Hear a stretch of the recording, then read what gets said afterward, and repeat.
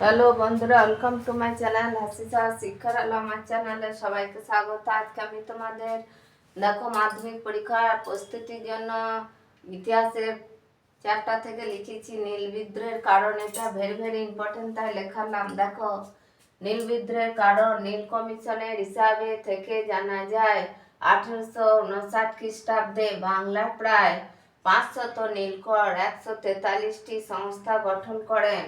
এই সমস্ত সংস্থায় নীল উৎপাদিত হতো। তারপরে 1 নম্বর পয়েন্ট দেখো, বাধ্যতামূলক নীল চাষ। নীলকর সাহেবরা ছিলেন খুবই বর্বর ও নির্মল প্রকৃতির। তারা বাংলার কৃষক সম্প্রদায়কে ধান ও অন্যান্য শস্যের চাষ বন্ধ করে সেই জমিতে নীলের চাষ করতে বাধ্য করে। এর ফলে চাষিদের খোরাকি ধান উৎপাদন বন্ধ হয়ে যায়। 2 নম্বর পয়েন্ট, স্বল্প দামে নীল বিক্রয়ে চাষিদের বাধ্য করা। জমিতে উৎপন্ন নীলকর সাহেবদের কাছে খুবই অল্প দরে চাষিদের বিক্রি করতে বাধ্য হতো।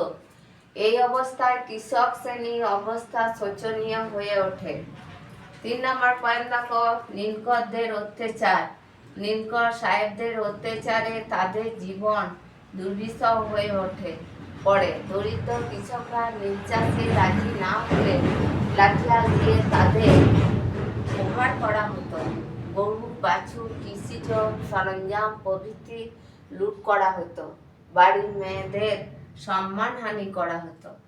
4 নম্বর পয়েন্ট দেখো, পঞ্চম আইনের অভাব।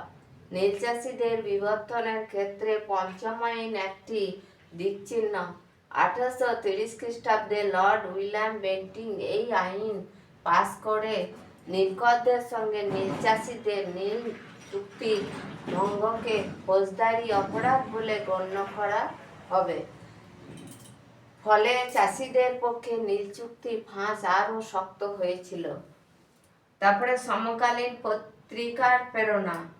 দীনবন্ধু মিত্রের সুবিখ্যাত নীলদর্পণ নাটকে 1860 খ্রিস্টাব্দে নীলকর সাহেবদের নৃশংসয় অত্যাচার করুণ চিত্র পাওয়া যায়। উপসংহার দেখো, নীলকর সাহেবদের অমানসিক অত্যাচারের বিরুদ্ধে বাংলাদেশে বিভিন্ন জেলায় কৃষকদের অসন্তোষ ক্রমশই পঞ্জীভূত হয়েছিল এবং 50 লক্ষ নীল চাষির বিরুদ্ধে পদ গ্রহণ করে। নীল চাষিরা নীল চাষ করবে না বলে তারা ঘোষণা করে। ভালো বন্ধুরা, ভালো লাগলে লাইক করো, কমেন্ট করো, বন্ধুদের সাথে শেয়ার করো। আর এগুলি ভালো করে মুখস্থ করো আর ভালো করে পরীক্ষা দাও। আর নতুন করে থাকলে সাবস্ক্রাইব করো।